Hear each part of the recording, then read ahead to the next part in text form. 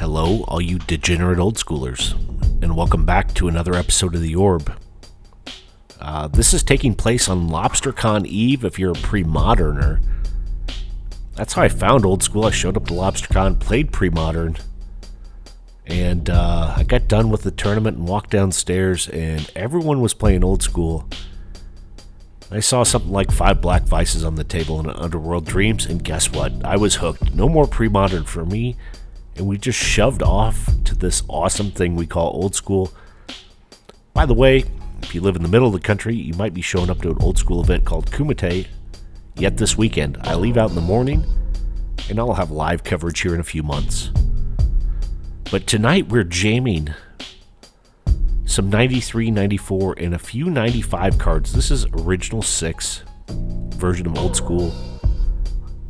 This is the end result of the monthly. We do have our standard end boss on the right-hand side, Lucas. He's facing off against Will tonight. They played each other already. According to what I've heard, Will took down their pod match, but this is a rematch in the very finals here. Also, Will makes some sick art. If you get a chance, you can check him out. I've got a few of his altars myself. I've said enough things, though. Let's go take a look at these decks that are going to be battling it out tonight. In case you haven't played this version of Old School before, what happens is Alpha Beta Unlimited, the same 295 cards, give or take, whatever it is, get kicked out, and Ice Age gets replaced for the core set. No Loa, no anti-cards, Demonic Consultation's restricted, and the reason why, you mill away into eternity, 6 cards, and then you go find your favorite fucking card. It's an instant, and it's only 1 black.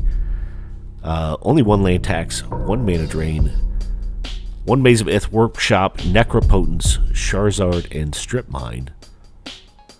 So this format does remind me a lot of Alpha to Alliance's Ante, and the reason why, in that format, you don't really see Moxen. You don't see the high-valued cards because the cards are so cheap.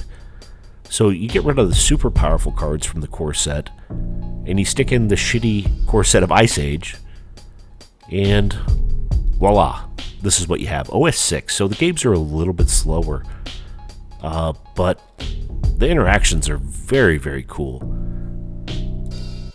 And here we go with a look at Will's deck for the month. Will's on red-green. He's got a couple lava bursts in the top left, and those are like fireballs, but shittier. It still has shatters and incinerate. Incinerate is a lightning bolt, but can take care of those regenerating pesky bastards. Findhorn elves. Well, they're pretty much Llanowar elves that grew up in Scotland inside of a bar.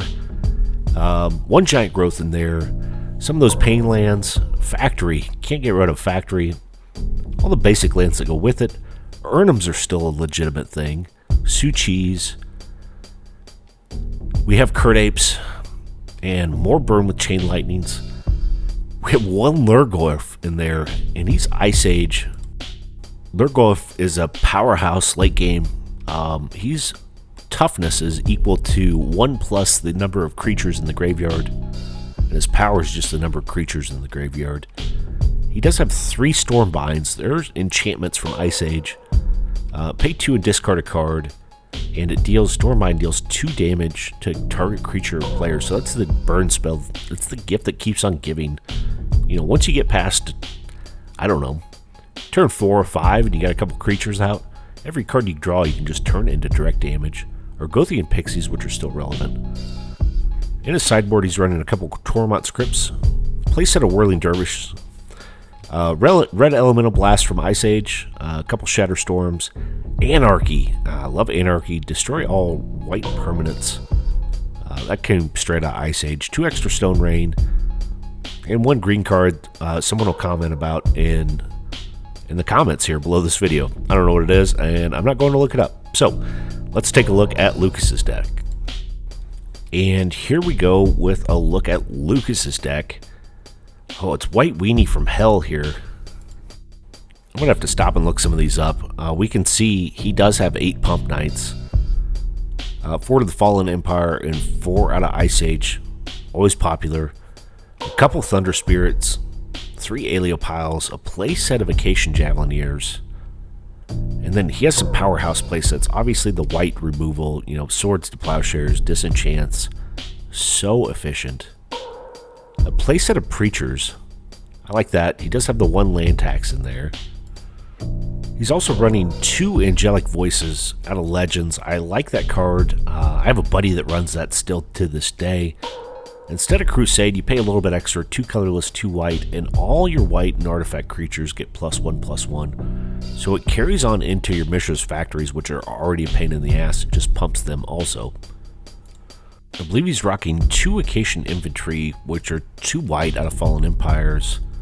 And for 1 colorless, 1 white, you can give target soldier, which pretty much all those creatures are, +1/+0 until the end of the turn. So combat math becomes a thing. And in the top left, rounding out his main 60, is Acacian Infantry, 1 drop for 1/1, and for 1 colorless, it can gain Banding or First Strike until end of the turn. So very versatile creatures that he can dump all his mana into. Get out on the board very, very easily. In his sideboard, we can see more Tormont Scripts, couple City in a Bottle to take care of all those pesky Arabian Night cards. 4, not 1, 2, 3, but 4 Psychic Purges. In case he's up against discard deck, I don't think those are going to play really well against Will's deck. 1 Aleo pile, a play set of Blue Elemental Blast from Ice Age, and 1 COP Black. So I've said enough words. Off to the games we go. And here we go with game number 1. Will won the Who's Got the Coolest Tattoo, so he is on the play. He does start with a mulligan, so only 6 in hand. Fires out a mountain and drops a Curt Ape down. He's a 1/1 Curt Ape, and Lucas possibly has an answer. Lucas shows up with an Acacian Javelineer. Oh, but Curt Ape gets bumped up here with a Forest in play to a 2/3. Turns in sideways and knocks Lucas down to 18. And brings his other brother Curt Ape around, but Lucas says, get that shit out of here. Swords to Plowshares and cracks back in for 1. Will drops up to 21. Lucas is on 18, so first blood's drawn. This game's flying by. Curt Ape cracking in for 2 more. Lucas drops down to 16. And here comes a Fyndhorn Elves for some ramp. Will's down to 2 cards in hand. Lucas picks up his draw for the turn.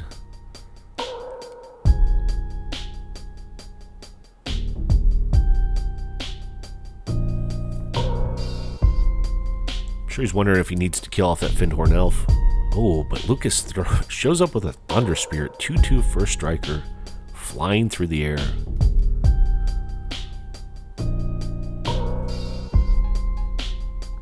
Thunder Spirit's a solid play. Oh, Will turns 4 sideways for an Urnum. Urnum's going to be tough to deal with here.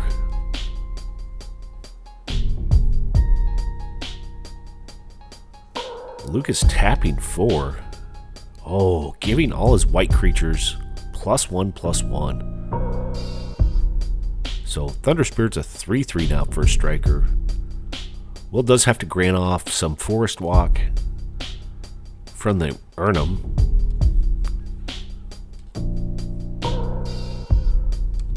I mean, that's obviously the biggest drawback to that 4/5 body. It's great having him out in play, but it does get terrifying when you get low on life and you're gifting away Forest Walk. And here comes that big body in right now. Turning sideways.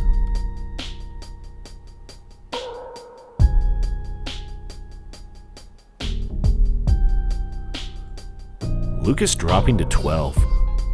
So 4 damage in and done. And just pass back to him.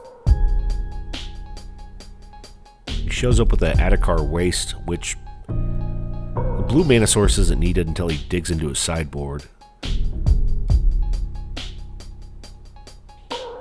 He's kind of deciding what to do here. Cracking in with his Thunder Spirit for 3. Will drops down to 18. Oh, and here comes another Acacian Javelineer. And an Aleo pile. Wow. damage is piling up on board. So, I mean, as we speak, that one Mishra's factory can block and pump itself and make it a 4-4 with those angelic voices. And then there's always the Acacian Javelineer counter. Looks like he's offering up the Javelineer and shoving a counter away.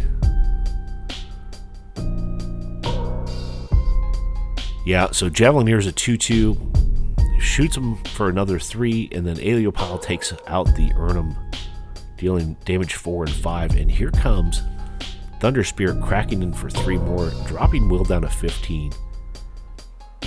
Will is ahead in life, but he just lost his big boy. And Lucas has some extra white weenie creatures that are pumped. I mean, they've been doing roids and coke in the bathroom.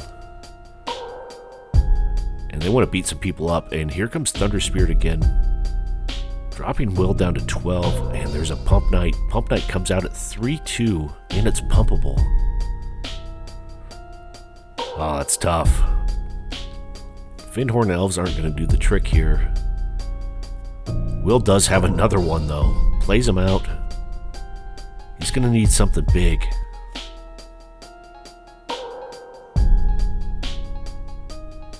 Yeah, here comes the Pump Knight and the Thunder Spirit.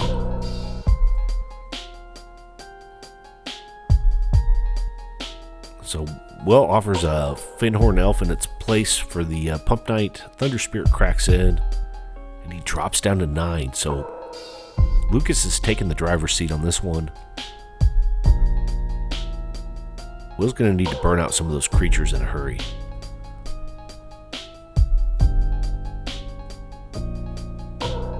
Back to Lucas here.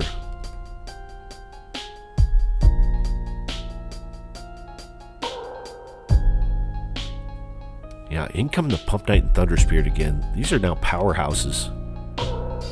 Takes 3 from the Thunder Spirit, blocks the Pump Knight. Will's down to 6. Oh, Will shows him he doesn't have an answer. That's it. Lucas takes game number 1. Wow. Will started out with the beatings, and Lucas showed back up with some answers. So, these two will swap out some cards, and we'll move on to game number 2. And here we'll have a look at game number 2. Will's on the play. In case you missed it, Will threw down some big creatures. Unfortunately, Lucas played out all his white weenies, and his creatures got even bigger with those angelic voices. But just a couple land drops and go. We have a forest and a plains in play. Will finds his mountain, so curving into the mana sources he needed right away. Lucas does find a Pump Knight. Order of Lightbeer, 2-1 out of Fallen Empires. Can get bigger on demand. He just needs extra planes. Wow, Lucas finding a factory too, coming cracking in for 2 with the Pump Knight, dropping Will down to 18, first blood of the game, and here comes a Preacher. That's not a good look. Will's going to need to find some burn, and there's an Incinerate for Preacher.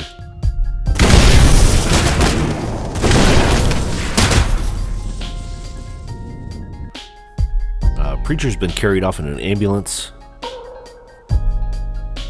Will taps 4 and slams down an Urnum. Wow, good back-to-back plays there.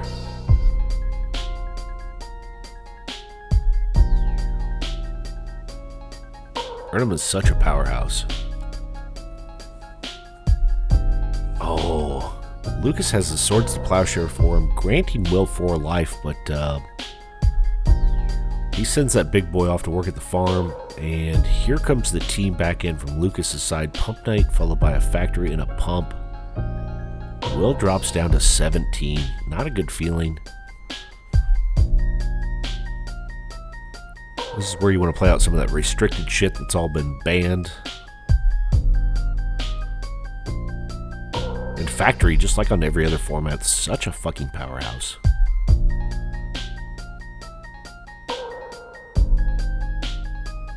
Will dropping down a forest and just a pass. Wow. Lucas shows up with the Pendlehaven. Tapping. Yeah, he's using the green mana, sending in a factory and his Pump Knight. There's 4 more damage in. Will drops down to 13. Lucas taps 3 in a Thunder Spirit. His army is building. Will does show up at the factory. Tapping 4. Anarchy! Hell yes. All white permanents are now destroyed. Pass back to Lucas. That's a solid 2 for 1. And here comes... Then Lucas's army, his factory, comes in for 3 more, and he plays out another Pump Knight. Order the White Shield, I think. Oh, Chain Lightning on those bastards.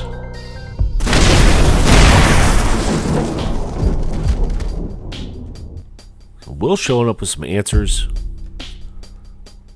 He does have a pumpable factory.